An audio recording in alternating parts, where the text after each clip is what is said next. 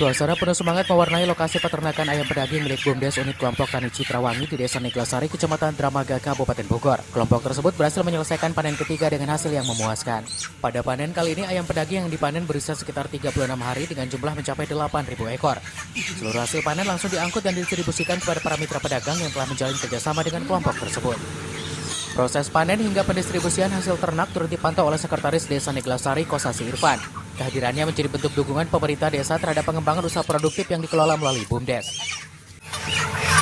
Unit Ketahanan Pangan Desa Neglasari melalui badan usaha milik desa BUMDes Citrawangi melaksanakan panen yang ketiga kali.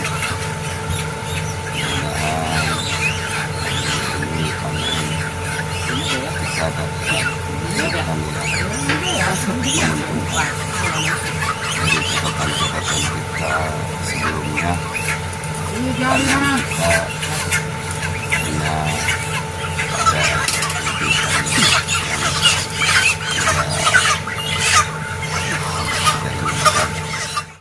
Keberhasilan panen ketiga ini menjadi indikator positif bagi pengembangan usaha peternakan yang dikelola BUMDes Citrawangi. Selain memberikan manfaat ekonomi bagi kelompok tani, program ini juga diharapkan mampu meningkatkan pendapatan masyarakat serta mendorong kemandirian ekonomi desa.